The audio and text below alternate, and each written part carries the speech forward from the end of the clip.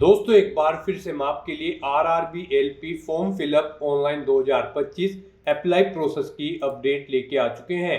कैसे आप assistant loco pilot के लिए अपने फॉर्म अप्लाई करोगे। 9,970 वैकेंसीज निकली हुई है जिसके लिए आप ऑल इंडिया से अप्लाई कर सकते हो। मेल और फीमेल दोनों कैंडिडेट फॉर्म अप्लाई कर सकते हैं। कौन से ऐसे टॉप 5 सेफ जोन है जिनमें अगर आप अप्लाई करोगे तो आपका सिलेक्शन 100% होगा। तो यहाँ पर जोन आप कैसे सेलेक्ट करोगे, कैसे अप्लाई करते समय आप अपनी क्वालिफिकेशन की डिटेल दोगे, कैसे आप यहाँ पर फोटोग्राफ, सिग्नेचर, डॉक्यूमेंट्स अपलोड करोगे और कैसे फीस पेमेंट करते हुए रजिस्ट्रेशन से प्रिंट तक आप अपना फॉर्म अप्लाई करोगे। ऑनलाइन आवेदन करते समय आपको कोई भी ऐसी गलती या फिर मिस्टेक नहीं करनी होगी जिसको करने से आपके एप्लीकेशन फॉर्म रिजेक्ट हो सकते हैं। और अप्लाई करते समय आपको कुछ महत्वपूर्ण इंस्ट्रक्शंस का भी ध्यान रखना होगा, तभी आपके फॉर्म सक्सेसफुली सबमिट किए जाएंगे। तो चलिए दोस्तों बिना कोई वक्त गंवाए शुरू करते हैं RRB LP form fill up online 2025 की पूरी जानकारी। फॉर्म भरने से पहले आपको हमारी वेबसाइट IND सरकारी नौकरी के इस पेज पर विजिट करना होगा जिसका लिंक आपको नीचे description plus first comment box में मिल जाएगा। और हमारे इस पेज पर विजिट करके आप यहाँ से आरआरबी एलपी का फॉर्म अप्लाई कर सकते हो। रेलवे रिक्रूटमेंट बोर्ड भारतीय रेलवे की ओर से assistant loco pilot LP post के लिए नोटिफिकेशन रिलीज किया गया था। 9,970 वैकेंसी जहां पर निकली हुई है। आवेदन करने की अंतिम तिथि 11 मई 2025 है। 19,900 से 63,200 से लिए प्रति माह के लिए 10वीं पास और ITI से आप अप्लाई कर सकते हो। 18 से 30 वर्ष आयु सीमा है। जनरल OBC WS के लिए 500 रुपये फीस है, इसमें 400 रिफंडेड है। और SC ST PWD फीमेल के लिए 250 है जो कि टोटल रिफंडेबल है। ऑनलाइन मोड से आप पेमेंट कर सकते हो। कंप्यूटर बेस्ड टेस्ट CBT के आधार पे सिलेक्शन होगा। ऑनलाइन अप्लाई कर सकते हो, ऑल इंडिया से अप्लाई कर सकते हो। rrbapply.gov.in पोर्टल से इसकी ऑफिशियल वेबसाइट है। इंपोर्टेंट लिंक सेक्शन के अंतर्गत ऑफिशियल नोटिफिकेशन PDF लिंक पर क्लिक करके आप इसकी PDF डाउनलोड कर सकते हो। जी हाँ दोस्तों, असिस्टेंट लोको पायलट LP की ऑफिशियल नोटिफिकेशन की PDF है। इसमें आपको आवेदन करने की डेट दे दी गई है, salary detail, vacancies information, qualification, age limit की डिटेल और एज रिलैक्सेशन की भी इंफॉर्मेशन दी गई है। साथ ही साथ एग्जाम पैटर्न, सिलेबस की इंफॉर्मेशन और यहाँ पर आपको जोन वाइज वैकेंसीज की इंफॉर्मेशन भी दी गई है और हाउ टू अप्लाई का पूरा प्रोसीजर आपको दे दिया गया है। तो अप्लाई ऑनलाइन करने से पहले आपको नोटिफिकेशन की PDF पूरा पढ़ना अनिवार्य है। इसको पूरा पढ़ने से आपके सभी सवाल और डाउट क्लियर होंगे। PDF रीड आउट करने के बाद में आपको अप्लाई ऑनलाइन लिंक पर क्लिक करना होगा तो आपके सामने ऑनलाइन आवेदन करने का ये इसका ऑफिशियल पोर्टल ओपन हो जाएगा। गाइस यहाँ पर आपको डाउनलोड फॉर्मेट्स का ऑप्शन दिया गया है। यहाँ पर आपको CN 1/2025 के इस ऑप्शन पर अपना कर्सर लाना है और यहाँ पर अगर आपको कास्ट सर्टिफिकेट या फिर इनकम सर्टिफिकेट की जरूरत है तो उनके फॉर्मेट आप यहाँ से डाउनलोड कर सकते हो। अप्लाई करने के लिए आपको यहाँ पर अप्लाई की ये टैब दी गई है। इसके ऊपर जैसे ही आप अपना कर्सर लाएंगे यहाँ पर आपको दो ऑप्शन होंगे, क्रिएट एन अकाउंट और ऑलरेडी हैव एन अकाउंट। अगर आपने यहाँ पर अपना अकाउंट पहले से क्रिएट कर रखा है तो आपको ऑलरेडी हैव एन अकाउंट के इस ऑप्शन पर क्लिक करना है। उसके बाद आपके सामने कुछ इस तरह से इंटरफेस होगा। यहाँ पर आपके पास दो ऑप्शन है लॉगिन करने के, लॉगिन विद आधार और लॉगिन विद आरआरबी अकाउंट। आप इनमें से किसी भी ऑप्शन का यूज करते हुए अपने अकाउंट में लॉगिन कर लें और वहां से आप अपना फॉर्म अप्लाई कर लें। और अगर आप इस भर्ती के लिए या फिर आरआरबी की किसी भी भर्ती के लिए 2024 से आप फर्स्ट टाइम अप्लाई करने जा रहे हो तो सबसे पहले यहाँ पर आपको अपना अकाउंट क्रिएट करना होगा। उसके लिए आपको क्रिएट एन अकाउंट के इस ऑप्शन पर क्लिक करना है। उसके बाद आपके सामने यहाँ पर कुछ इस तरह से इंटरफेस होगा। यहाँ पर आपके सामने ये पॉपअप होगा। इसमें आपसे कहा गया है अगर आपने 2024 या उसके बाद अपना रजिस्ट्रेशन यहाँ पर कर रखा है आरआरबी के इस पोर्टल पर तो आपको दोबारा से रजिस्ट्रेशन की जरूरत नहीं है। आप अपना यूजर ID और पासवर्ड यूज करते हुए लॉगिन करें और अपना फॉर्म अप्लाई कर लें। और अगर आपने 2024 या 25 में रजिस्ट्रेशन नहीं किया है आरआरबी के इस पोर्टल पर तो यहाँ पर आपको सबसे पहले अपना रजिस्ट्रेशन करना होगा और उसके बाद आपको अपना फॉर्म अप्लाई करना है। तो यहाँ पर आकर आपको ओके के इस ऑप्शन पर क्लिक करना है। फिर यहाँ पर आकर आपको अपनी नेशनलिटी सिलेक्ट कर लेनी है। उसके बाद यहाँ पर आपको अपना कंप्लीट नाम यहाँ पर एंटर करना है। 10वीं की मार्कशीट के अकॉर्डिंग आपका नाम होना चाहिए। फिर उसी नाम को आपको यहाँ पर रिटाइप कर देना है। उसके बाद आपसे पूछा गया है कि क्या आपने कभी अपना नाम चेंज किया है, अगर किया है तो यस ऑप्शन सिलेक्ट करें और फिर आप I understand and I agree के इस ऑप्शन पर क्लिक करें और फिर जो नाम आपने चेंज किया है वो चेंज नेम यहाँ पर आप एंटर करें, उसे रिटाइप करें। और अगर आपने कभी अपना नाम चेंज नहीं किया है तो यहाँ पर आपको नो ऑप्शन सेलेक्ट कर लेना है। उसके बाद यहाँ पर आपको अपनी डेट ऑफ बर्थ सेलेक्ट करनी है। ये डेट ऑफ बर्थ आपको 10वीं की मार्कशीट के अकॉर्डिंग सेलेक्ट करनी है। फिर उसे यहाँ पर आपको टाइप करना है DDMMYY फॉर्मेट में, यानी कि आपको अपनी डेट ऑफ बर्थ यहाँ पर रिटाइप कर देनी है। उसके बाद यहाँ पर आपको अपना जेंडर सेलेक्ट करना है। फिर यहाँ पर आपको अपना जेंडर भी दोबारा से एक बार फिर सिलेक्ट करना होगा। उसके बाद यहाँ पर आपको अपने फादर का नाम एंटर करना है, उसे रिटाइप करना है। मदर का नाम एंटर करना है, उसे भी रिटाइप कर देना है। उसके बाद यहाँ पर आपको अपनी कॉन्टैक्ट डिटेल देनी है।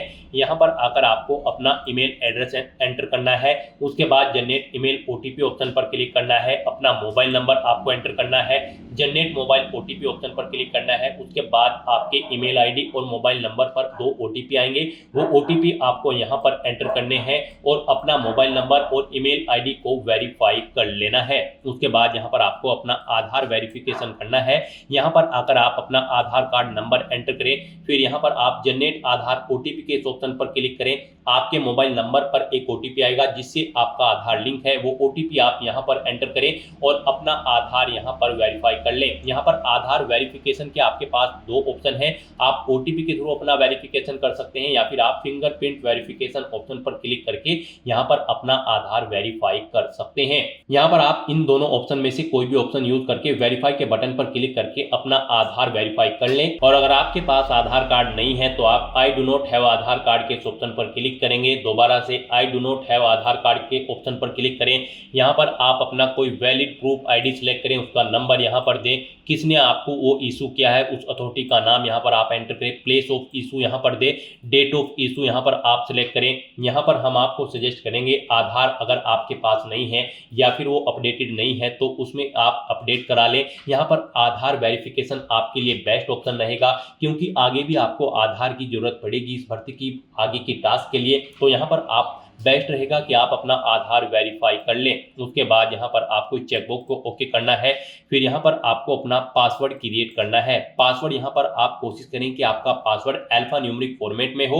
मींस आपके पासवर्ड में कम से कम एक अपर केस कैरेक्टर, एक लोअर केस कैरेक्टर, एक इंटीजर नंबर और एक स्पेशल कैरेक्टर जैसे कि @ या फिर डॉलर होना चाहिए। तो इस फॉर्मेट में यहाँ पर आपको अपना पासवर्ड रेडी कर लेना है। वही पासवर्ड आपको कंफर्म पासवर्ड फील्ड में एंटर करना है। इस कैप्चा कोड के इस चेकबॉक्स को ओके करना है और फिर गाइस यहाँ पर आपको preview and create an account के इस ऑप्शन पर क्लिक कर देना है। यहाँ पर इस ऑप्शन पर क्लिक करते ही आपकी जो डिटेल्स आपने फिल की होगी यहाँ पर रजिस्ट्रेशन की, उनका पूरा प्रीव्यू आपको शो होगा। उन्हें आपको केयरफुली चेकआउट करना है। अगर कोई मिस्टेक होगी तो आप एडिट कर लेंगे, नहीं तो आपको अपना रजिस्ट्रेशन कंप्लीट कर लेना है। आपका रजिस्ट्रेशन सक्सेसफुली कंप्लीट होने के बाद आपको RRB के ऑफिशियल पोर्टल पर रिडायरेक्ट कर दिया जाएगा। यहाँ पर आकर आपको दोबारा से अप्लाई के इस ऑप्शन पर क्लिक करना है। फिर यहाँ पर आपको ऑलरेडी हैव एन अकाउंट के इस ऑप्शन पर क्लिक करना है या फिर आपके सामने डायरेक्टली यही इंटरफेस शो होगा। फिर यहाँ पर आने के बाद आपको लॉग इन विद आधार या फिर log in with RRB account, इन दोनों ऑप्शन में से कोई भी ऑप्शन का यूज करते हुए आपको अपने डैशबोर्ड में लॉगिन करना है। गाइड यहाँ पर अगर आप login with Aadhaar option select करते हैं तो फिर यहाँ पर आपको अपना आधार नंबर एंटर करना है। उसके बाद आपको जनरेट आधार OTP के ऑप्शन पर क्लिक करना है। एक OTP आपके मोबाइल नंबर पर आएगा जिससे आपका आधार लिंक है। वो OTP आपको यहाँ पर एंटर करना है। I am not a robot इस चेकबॉक्स को ओके करना है और फिर आपको यहाँ पर लॉगिन के इस ऑप्शन पर क्लिक करके अपने डैशबोर्ड में लॉगिन कर लेना है और फिर वहां से आपको अपना फॉर्म अप्लाई करना है। और अगर आप login with RRB account option select करते हैं तो आपके सामने फिर यहाँ पर कुछ इस तरह से इंटरफेस शो होगा। यहाँ पर आने के बाद अब आपको अपना मोबाइल नंबर या फिर ईमेल एड्रेस एंटर करना है। अपना पासवर्ड आपको एंटर करना है।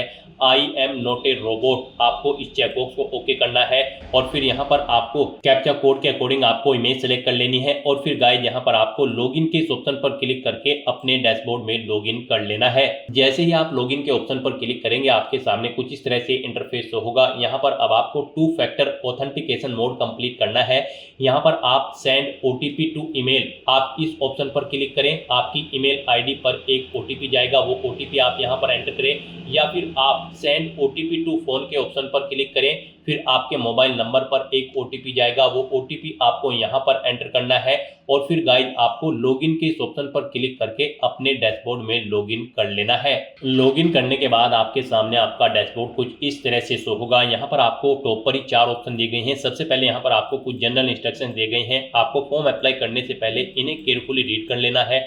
यहाँ पर ऑनलाइन एप्लीकेशन का ऑप्शन है, एप्लीकेशन हिस्ट्री है। यहाँ पर जब आप फॉर्म अप्लाई कर लोगे तो फिर आप इस ऑप्शन में जाकर चेकआउट कर पाओगे आप अपना एप्लीकेशन फॉर्म सक्सेसफुली सबमिट कर चुके हो या फिर नहीं। और मॉडिफाई रजिस्ट्रेशन डिटेल आपको ये ऑप्शन दिया गया है। इस पर क्लिक करके यहाँ पर आप अगर आपके रजिस्ट्रेशन में मॉडिफाई करना चाहते हैं तो आप मॉडिफाई कर सकते हैं। यहाँ पर ये ऑप्शन आपका 18 अप्रैल 2025 के बाद एक्टिव होगा। आप इस ऑप्शन का यूज करते हुए अगर आपने रजिस्ट्रेशन में चेंज आउट करना चाहते हैं तो आप चेंज कर सकते हैं। तो यहाँ पर बस अब अगर आपका रजिस्ट्रेशन ओके है तो आपको अपना ऑनलाइन फॉर्म फिल करना है। उसके लिए आपको ऑनलाइन एप्लीकेशन के इस ऑप्शन पर क्लिक करना है या फिर जनरल इंस्ट्रक्शन के यहाँ पर आपको ऑनलाइन एप्लीकेशन के इस ऑप्शन पर क्लिक करना है।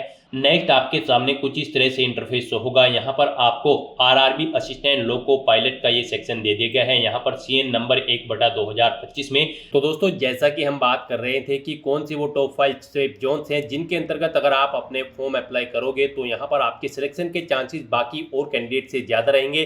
तो यहाँ पर फर्स्ट नंबर पर आता है आरआरबी अजमेर। इसके अंतर्गत नॉर्थ वेस्टर्न रेलवे और वेस्ट सेंट्रल रेलवे के लिए आप अप्लाई करें। यहाँ पर नॉर्थ वेस्ट रेलवे में 679 वैकेंसीज है और वेस्ट सेंट्रल रेलवे में 141 वैकेंसीज है। इसे यहाँ पर आप फर्स्ट नंबर पर रखें। सेकंड नंबर की अगर बात करें तो सेकंड नंबर पर आप आरआरबी भुवनेश्वर के अंतर्गत ईस्ट सेंट्रल रेलवे के लिए अप्लाई करें। जी हाँ दोस्तों, इस जोन के लिए आप अप्लाई करें। इसके अंतर्गत यहाँ पर 928 वैकेंसीज निकली है। आप इसे सेकंड नंबर पर रखें। टॉप 5 सेफ जोन्स की अगर बात करें, थर्ड नंबर की सेफ जोन्स की अगर बात करें तो यहाँ पर आरआरबी कोलकाता के अंतर्गत साउथ ईस्ट रेलवे और ईस्टर्न रेलवे के अंतर्गत आप तीसरे नंबर पर अपना जोन सेलेक्ट करें। यहाँ पर इनमें 262 और 458 वैकेंसीज है। और फोर्थ नंबर के सेफ जोन की अगर बात करें तो आप आरआरबी रांची के अंतर्गत ईस्ट सेंट्रल रेलवे और साउथ ईस्टर्न रेलवे को रखें। यहाँ पर 578 और 635 वैकेंसीज निकली है। और फिफ्थ नंबर पर आप आरआरबी सिकंदराबाद के अंतर्गत साउथ सेंट्रल रेलवे और ईस्ट कोस्ट रेलवे को रखें। यहाँ पर 967 और 533 वैकेंसीज है। तो दोस्तों ये हैं टॉप 5 सेफ जोन्स। इनके अंतर्गत अगर आप अपने फॉर्म अप्लाई करेंगे तो यहाँ पर आपके सिलेक्शन के चांसेस बाकी और कैंडिडेट से ज्यादा रहेंगे और आपका एप्लीकेशन फॉर्म भी रिजेक्ट होने के चांसेस नहीं होंगे। सबसे पहले आपको बोर्ड का नाम सिलेक्ट करना है जिस बोर्ड के लिए आप अप्लाई करना चाहते हैं। आप अपनी चॉइस के अकॉर्डिंग कोई भी बोर्ड यहाँ पर सिलेक्ट करें। इस चेकबॉक्स को ओके करें, यानी कि आपको आरआरबी आरआरसी की किसी भी भर्ती एग्जाम में बैठने से नहीं रोका गया है। तो आपको इस चेकबॉक्स को ओके कर देना है और उसके बाद गाइस यहाँ पर आपको नेक्स्ट के इस ऑप्शन पर क्लिक करना है। नेक्स्ट आपके सामने कुछ इस तरह से इंटरफेस होगा। यहाँ पर आपकी कुछ डिटेल ऑटोमेटिकली फेच कर ली गई है आपके रजिस्ट्रेशन से। यहाँ पर बस अब आपको सबसे पहले अपना मैरिटल स्टेटस देना है। उसके बाद आपको अपना रिलीजन सिलेक्ट करना है, अपनी मातृभाषा यहाँ पर आपको सिलेक्ट कर लेनी है।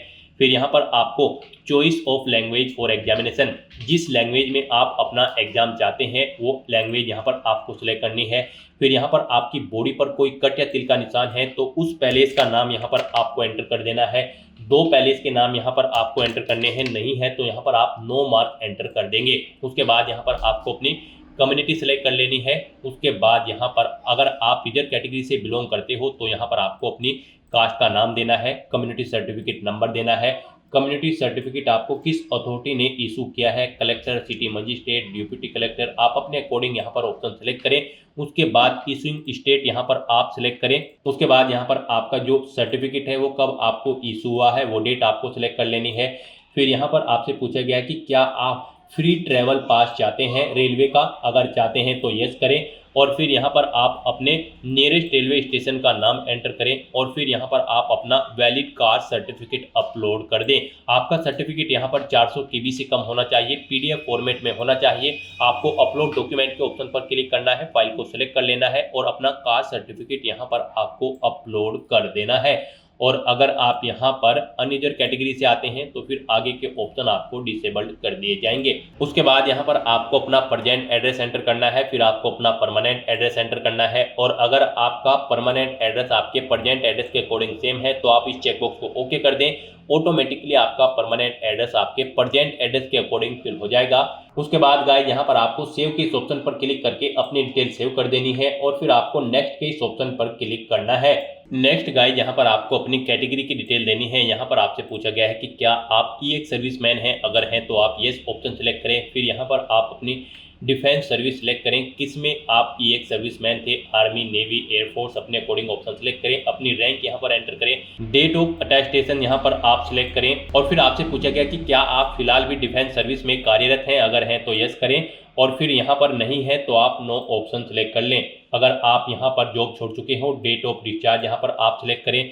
रीजन ऑफ डिस्चार्ज यहाँ पर दे, डिस्चार्ज सर्टिफिकेट नंबर दे। क्या आपने दोबारा से री एम्प्लॉयमेंट किया है एज ए ई सर्विसमैन, अगर किया है तो यस करें, नहीं तो नो ऑप्शन सेलेक्ट करें। और गाइज, अगर आप ई सर्विसमैन नहीं हो तो यहाँ पर आपको नो ऑप्शन सेलेक्ट करना है, आगे की डिटेल आपको डिसेबल्ड कर दी जाएगी। फिर यहाँ पर आपसे पूछा गया कि क्या आप ईबीसी सर्टिफिकेट होल्डर कैंडिडेट हैं, अगर हैं तो आप यस करें, और फिर I understand and I agree के इस ऑप्शन पर क्लिक करें।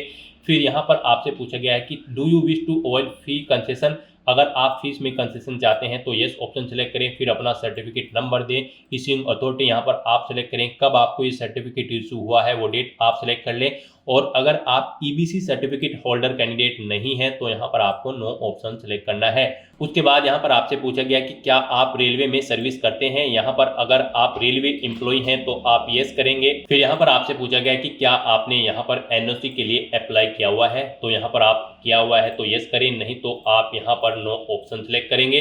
और उसके बाद यहाँ पर आपको अपनी कैटेगरी देनी है। उसके बाद प्लेस ऑफ वर्किंग देना है, अपना जोन यहाँ पर आपको सिलेक्ट करना है। और अगर आप रेलवे के एम्प्लॉय नहीं है तो यहाँ पर आपको नो ऑप्शन सेलेक्ट करना है। उसके बाद यहाँ पर आपको पूछा गया कि क्या आप करंट में कहीं पर एम्प्लॉय हैं, अगर हैं तो यहाँ पर आप ऑप्शन सेलेक्ट करें। आप सेंट्रल गवर्नमेंट में एम्प्लॉय हैं, स्टेट में, या फिर किसी पब्लिक सेक्टर में, तो यहाँ पर आप अपने अकॉर्डिंग ऑप्शन सेलेक्ट करें। और फिर यहाँ पर आप उसकी डिटेल दें, जैसे कि अगर आप स्टेट गवर्नमेंट में एम्प्लॉय हैं तो नेम ऑफ ऑर्गेनाइजेशन, किस डेट से आपने जॉब स्टार्ट की है, और क्या फिलहाल भी आप वर्क कर रहे हैं, यहाँ पर आपको ये डिटेल्स प्रोवाइड करानी है। और अगर आप यहाँ पर करंट एम्प्लॉयमेंट नहीं है, यानी कि आप करंट में जॉब नहीं करते हैं, तो फिर यहाँ पर आपको नॉट एप्लीकेबल का ये ऑप्शन सेलेक्ट करना है। उसके बाद आपको इस पेज को नीचे स्क्रॉल डाउन करना है। नेक्स्ट यहाँ पर आपसे पूछा गया कि क्या आपने अपना एसीटी अप्रेंटिस का कोर्स कंप्लीट किया हुआ है, अगर किया हुआ है तो यहाँ पर आप यस ऑप्शन सेलेक्ट करें। फिर आप अपनी ट्रेड का नाम सेलेक्ट करें, किस ट्रेड में आपने कोर्स कंप्लीट किया है, कब से आपने ट्रेनिंग स्टार्ट की थी वो डेट सेलेक्ट करें, कब कंप्लीट हुई है वो डेट आप सेलेक्ट करें। फिर यहाँ पर आपका रिजल्ट डिक्लेयर हो चुका है या फिर नहीं, आपको येस या नो ऑप्शन सेलेक्ट करना है। और अगर गाइड यहाँ पर आप अपना एसीटी अप्रेंटिस का कोर्स कंप्लीट नहीं किए हो तो यहाँ पर आपको नो ऑप्शन सेलेक्ट करना है, फिर आपको ये डिटेल देनी नहीं होगी। उसके बाद यहाँ पर आपको अपनी बैंक की डिटेल देनी है। यहाँ पर आप अकाउंट होल्डर का नाम एंटर करें। फिर यहाँ पर आकर आपको अपने बैंक अकाउंट का नंबर एंटर करना है, उसे यहाँ पर आपको दोबारा से एंटर करके कंफर्म कर लेना है। फिर आपको अपने बैंक का आईएफएससी कोड देना है, कंफर्म के ऑप्शन पर क्लिक करना है। आपके बैंक का नाम और आपको आपके बैंक का एड्रेस यहाँ पर आपके आईएफएससी कोड के अकॉर्डिंग शो हो जाएगा। इस तरह से अपनी डिटेल यहाँ पर फिल करने के बाद फिर गाइज आपको सेव के इस ऑप्शन पर क्लिक करके अपनी डिटेल सेव कर देनी है और फिर आपको नेक्स्ट के इस ऑप्शन पर क्लिक कर देना है। नेक्स्ट यहाँ पर आपको अपनी एजुकेशनल क्वालिफिकेशन की डिटेल देनी है। यहाँ पर आरआरबी असिस्टेंट लोको पायलट की इस भर्ती में पार्टिसिपेट करने के लिए आपका 10वीं क्लास पास आउट होना जरूरी है, प्लस आपके पास आईटीआई का सर्टिफिकेट भी होना जरूरी है किसी रिलेवेंट ट्रेड के अंतर्गत। तो यहाँ पर अब आपको सबसे पहले आकर आपको अपनी एडिट के इस ऑप्शन पर क्लिक करना है। उसके बाद यहाँ पर आपको अपनी 10वीं क्लास की डिटेल प्रोवाइड करनी है।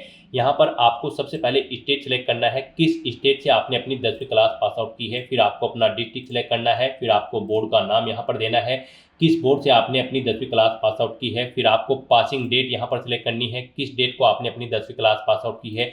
10वीं का रोल नंबर यहाँ पर आपको एंटर करना है। अपनी 10वीं क्लास का यहाँ पर आपको सर्टिफिकेट का सीरियल नंबर एंटर कर देना है और फिर आपको अपडेट के इस ऑप्शन पर क्लिक करके अपनी डिटेल यहाँ पर अपडेट कर देनी है। यहाँ पर आपको डिटेल ऑटोमेटिकली फिर मिल जाएगी। अगर आपने आरआरबी में 2024 या 25 की किसी भर्ती में पहले भी अप्लाई किया हुआ है, नहीं मिलेगी तो फिर यहाँ पर आपको मैन्युअली ये डिटेल्स एंटर कर देनी है और अपडेट के ऑप्शन पर क्लिक करके अपनी डिटेल सेव कर देनी है। इस तरह से यहाँ पर आपकी 10वीं क्लास की डिटेल सक्सेसफुली सेव हो जाएगी। उसके बाद यहाँ पर जो रिक्वायर्ड क्वालिफिकेशन है आपके पास यहाँ पर इस भर्ती में पार्टिसिपेट करने के लिए आईटीआई का सर्टिफिकेट होना जरूरी है रिलेवेंट ट्रेड के अंतर्गत। यहाँ पर या तो आपके पास आईटीआई का सर्टिफिकेट हो या फिर आपके पास 3 साल का डिप्लोमा होना चाहिए इंजीनियरिंग का, या फिर डिग्री होनी चाहिए इंजीनियरिंग की रिलेवेंट ट्रेड के अंतर्गत, या फिर आपके पास आईटीआई या फिर एनएसी नेशनल अप्रेंटिसशिप सर्टिफिकेट होना चाहिए। तो आपको इनमें से अपनी चॉइस के अकॉर्डिंग कोई भी ऑप्शन सिलेक्ट करना है, जो भी आपके पास है आप यहाँ पर ऑप्शन सिलेक्ट करें। ITI अगर आप सिलेक्ट करते हैं तो फिर यहाँ पर आकर आपको सबसे पहले ट्रेड सिलेक्ट करनी है,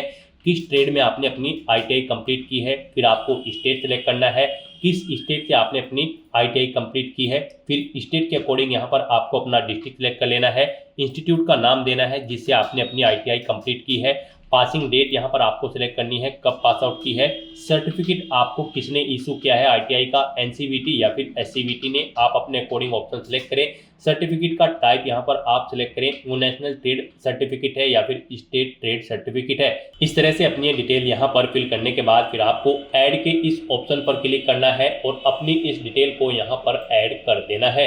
इस तरह से यहाँ पर आपकी ITI की डिटेल भी ऐड हो जाएगी। उसके बाद अगर आपके पास 3 साल का डिप्लोमा है इंजीनियरिंग का या फिर डिग्री है इंजीनियरिंग की या फिर NSC सर्टिफिकेट है, तो आप अपने अकॉर्डिंग यहाँ पर ऑप्शन सिलेक्ट करके उसकी डिटेल भी सेम ऐसे ही यहाँ पर प्रोवाइड करा सकते हैं। इस तरह से अपनी क्वालिफिकेशन की डिटेल फिल करने के बाद फिर आपको नेक्स्ट के इस ऑप्शन पर क्लिक करना है। नेक्स्ट यहाँ पर आपको अपना फोटो और सिग्नेचर अपलोड करने हैं। गाइस, जैसा कि हमने आपको स्टार्टिंग में ही बताया था कि कौन सी वो कॉमन मिस्टेक है जिसे करने से आपका एप्लीकेशन फॉर्म रिजेक्ट हो सकता है, तो इस सेक्शन में आपको दी गई गाइडलाइंस के अकॉर्डिंग ही अपना फोटो और सिग्नेचर अपलोड करने हैं, अदरवाइज आपके एप्लीकेशन फॉर्म के रिजेक्ट होने के चांसेस रहते हैं। यहाँ पर आपके फोटो की जो हाइट होगी वो 320 पिक्सल होनी चाहिए और जो विड्थ होगी वो 240 पिक्सल होनी चाहिए। JPG या फिर JPEG फॉर्मेट में आपका फोटो होना चाहिए। साइज उसका यहाँ पर 100 KB से 150 KB के बीच में होना चाहिए और जो आपके सिग्नेचर होंगे यहाँ पर उनकी हाइट 60 पिक्सल होनी चाहिए और विड्थ 140 पिक्सल। साइज उनका यहाँ पर 30 KB से 49 KB के बीच में होना चाहिए। JPG या फिर JPEG फॉर्मेट में आपके सिग्नेचर होने चाहिए। यहाँ पर आपके फोटो रिजेक्ट होने की कुछ सैंपल आपको दिए गए हैं। यहाँ पर आपको सैंपल ऑफ फ्यू रिजेक्टेबल फोटोज, आपको इस ऑप्शन पर क्लिक करना है। यहाँ पर आपको सैंपल शो कर दिए गए हैं। यहाँ पर आपका फोटो इस तरह से नहीं होना चाहिए, इस फॉर्मेट में यहाँ पर आपका फोटो होना चाहिए। ग्रीन कलर का जो यहाँ पर आपको साइन शो हो रहा है, इस फॉर्मेट में आपका फोटो होना चाहिए। आपके फोटो का बैकग्राउंड जो है वो यहाँ पर व्हाइट होना चाहिए। कोई भी रंगीन बैकग्राउंड का फोटो यहाँ पर एक्सेप्टेबल नहीं होगा। तो यहाँ से आप चेकआउट कर ले, इन फॉर्मेट में आपके फोटो रिजेक्टेबल होंगे और इस फॉर्मेट में आपका फोटो यहाँ पर एक्सेप्टेबल होगा। सिग्नेचर भी यहाँ पर आपके व्हाइट पेपर पर ब्लैंक इंक पेन से होने चाहिए। तो यहाँ पर अब आपको अपना फोटो और सिग्नेचर अपलोड करने के लिए ब्राउज के इस ऑप्शन पर क्लिक करना है, फाइल को सिलेक्ट कर लेना है और अपना फोटो और सिग्नेचर यहाँ पर आपको अपलोड कर देना है। गाइस, यहाँ पर अगर आपके फोटो या सिग्नेचर का साइज कम या ज्यादा है तो आप उसे यहाँ पर रिसाइज कर सकते हैं। आप यहाँ पर MS पेंट में जाकर अपना फोटो या सिग्नेचर दी गई रिक्वायरमेंट के अकॉर्डिंग सेट कर लें, या फिर बहुत सारी ऑनलाइन वेबसाइट्स हैं उन पर आप अपना फोटो या सिग्नेचर अपलोड करके उनका साइज दी गई रिक्वायरमेंट के अकॉर्डिंग सेट कर सकते हैं। आप गूगल पर जाएं, वहां पर आप इमेज रिसाइजर टाइप करें, मल्टीपल्स वेबसाइट आपके सामने शो होंगी। वहां पर आप सिलेक्ट इमेज ऑप्शन पर क्लिक करें, इमेज को सिलेक्ट करें और अपनी दी गई गाइडलाइंस के अकॉर्डिंग आप उसका फोटो का साइज यहाँ पर सेट कर लें और फिर यहाँ पर आप अपना फोटो और सिग्नेचर अपलोड कर दें। इस तरह से यहाँ पर आपको अपना फोटो और सिग्नेचर अपलोड करने के बाद फिर आपको सेव के इस ऑप्शन पर क्लिक करके अपना फोटो और सिग्नेचर सेव कर देने हैं और फिर गाइस यहाँ पर आपको नेक्स्ट के इस ऑप्शन पर क्लिक करना है। नेक्स्ट यहाँ पर आपको अपनी जोन प्रेफरेंस देनी है। आपने स्टार्टिंग में जो भी बोर्ड सेलेक्ट किया होगा उसके अकॉर्डिंग आप जिस भी जोन पर अप्लाई करने के लिए एलिजिबल हैं वो जोन्स यहाँ पर आपको शो कर दिए गए हैं। अब आपको यहाँ पर अपनी चॉइस के अकॉर्डिंग इन्हें प्रेफरेंस देना है। यहाँ पर आप जिस जोन को फर्स्ट नंबर पर सिलेक्ट करेंगे, यानी कि उसके सामने प्लस के इस ऑप्शन पर क्लिक करेंगे, उसे यहाँ पर फर्स्ट प्रेफरेंस दिया जाएगा और जिसे आप सेकंड नंबर पर सिलेक्ट करेंगे उसे यहाँ पर सेकंड नंबर पर प्रेफरेंस दिया जाएगा। आप अपनी चॉइस के अकॉर्डिंग यहाँ पर जिस भी जोन को जिस नंबर पर प्रेफरेंस देना चाहते हैं उस नंबर पर सिलेक्ट करके अपने जोन की प्रेफरेंस यहाँ पर सेट कर दें। उसके बाद आपको इस पेज को नीचे स्क्रॉल डाउन करना है। उसके बाद यहाँ पर आपको इस चेकबॉक्स को ओके करना है। फिर यहाँ पर आपको अपनी एग्जाम की ट्रेड सेलेक्ट कर लेनी है, जिस ट्रेड के लिए आप अप्लाई करना चाहते हैं। फिर आपको डिक्लेरेशन सेक्शन में आना है, आपको इस चेकबॉक्स को ओके करना है, अपना पैलेस यहाँ पर एंटर करना है और फिर गाइस यहाँ पर आपको सेव के इस ऑप्शन पर क्लिक करके अपनी डिटेल सेव कर देनी है और उसके बाद आपको यहाँ पर प्रीव्यू एप्लीकेशन के इस ऑप्शन पर क्लिक करना है। नेक्स्ट आपको आपके एप्लीकेशन फॉर्म का पूरा प्रीव्यू यहाँ पर शो कर दिया गया है। आपको सभी डिटेल्स केयरफुली चेकआउट करनी है, पेज को नीचे स्क्रॉल डाउन करना है, इस चेकबॉक्स को ओके करना है। कहीं पर कोई मिस्टेक है तो आप यहाँ पर एडिट के इस ऑप्शन पर क्लिक करके अपने एप्लीकेशन फॉर्म की डिटेल को एडिट कर सकते हो। और अगर सभी चीज़ें ओके हैं तो यहाँ पर बस अब आपको अपना एप्लीकेशन फॉर्म सबमिट कर देना है। उसके लिए यहाँ पर आपको सबमिट के इस ऑप्शन पर क्लिक करना है। नेक्स्ट आपको यहाँ पर फीस पेमेंट के इंटरफेस पर डायरेक्ट कर दिया जाएगा। यहाँ पर गाइड अब आपको अपना फीस पेमेंट करना है। यहाँ पर हम आपको बता दें, जनरल ओबीसी ईडब्ल्यूएस कैंडिडेट को 500 रुपये फीस के रूप में जमा कराने हैं। SC ST PWD women candidate को 250 रुपये फीस के रूप में जमा कराने हैं। SC ST PWD women candidate को 250 रुपये जो फीस जमा करानी है उनकी पूरी की पूरी फीस यहाँ पर आपको रिफंड कर दी जाएगी। और जनरल ओबीसी ईडब्ल्यूएस कैंडिडेट की 500 में से 400 रुपये फीस यहाँ पर आपको रिफंड कर दी जाएगी बाद में। यहाँ पर तो अब आपको अपना फीस पेमेंट करना है। यहाँ पर फीस पेमेंट करने के लिए आपके पास दो ऑप्शन है, आप पे विद SBI ई-पे या फिर पे विद CSC वॉलेट। आप अपनी चॉइस के अकॉर्डिंग कोई भी ऑप्शन का यूज करते हुए यहाँ पर फीस पेमेंट कर दे। यहाँ पर अगर आप पे विद SBI ई-पे ऑप्शन सेलेक्ट करते हैं तो फिर यहाँ पर आपको चेकबुक को ओके करना है। उसके बाद आपको प्रोसीड के ऑप्शन पर क्लिक करना है। नेक्स्ट यहाँ पर आपके सामने फीस पेमेंट का इंटरफेस ओपन हो जाएगा। गाइस यहाँ पर आने के बाद आप debit card, credit card, SBI corporate credit card या फिर इंटरनेट बैंकिंग या फिर UPI के माध्यम से अपना फीस पेमेंट कर सकते हो। UPI यहाँ पर आपके लिए बेस्ट ऑप्शन रहेगा। आप UPI के इस ऑप्शन पर क्लिक करें। अगर आपको अपनी UPI ID पता है तो आप एंटर UPI ID के इस ऑप्शन पर क्लिक करें। यहाँ पर आप अपनी UPI ID एंटर करें और वैलिडेट UPI ID ऑप्शन पर क्लिक करते हुए अपना फीस पेमेंट कर दें। और अगर आप QR कोड के थ्रू फीस पेमेंट करना चाहते हैं तो यहाँ पर आप UPI QR के इस ऑप्शन पर क्लिक करें। फिर आप पे नाउ के इस ऑप्शन पर क्लिक करें। पे नाउ ऑप्शन पर क्लिक करते ही आपके सामने एक QR कोड शो होगा। आप उसे अपने किसी भी UPI से स्कैन करें और अपना फीस पेमेंट कर दें। सक्सेसफुली फीस पेमेंट करने के बाद आपको आपके डैशबोर्ड में डायरेक्ट कर दिया जाएगा। अपने डैशबोर्ड में आकर आपको एप्लीकेशन हिस्ट्री की स्टेप पर आना है और फिर यहाँ पर आपको असिस्टेंट लोको पायलट के सामने यहाँ पर आपको व्यू एप्लीकेशन के इस ऑप्शन पर क्लिक करके अपने एप्लीकेशन फॉर्म का एक हार्ड कॉपी प्रिंट आउट ले लेना है फ्यूचर यूज के लिए, फ्यूचर रेफरेंस के लिए। यहाँ पर आप अपने एप्लीकेशन फॉर्म का स्टेटस भी चेकआउट कर सकते हो। यहाँ पर आपके एप्लीकेशन फॉर्म का स्टेटस आपको सक्सेस शो कर दिया जाएगा अगर आपका एप्लीकेशन फॉर्म सक्सेसफुली सबमिट हो जाता है। तो दोस्तों ऐसे आप RRB assistant loco pilot 9970 post के लिए अपना फॉर्म अप्लाई कर सकते हो बिना कोई मिस्टेक किए हुए, स्टेप बाय स्टेप। आज की इस वीडियो में बस इतना ही। आई होप ये वीडियो आपको पसंद आई होगी। अगर पसंद आई हो तो इसे लाइक और शेयर करें। चैनल पर नए हो तो इसे सब्सक्राइब कर लें। Thanks for watching.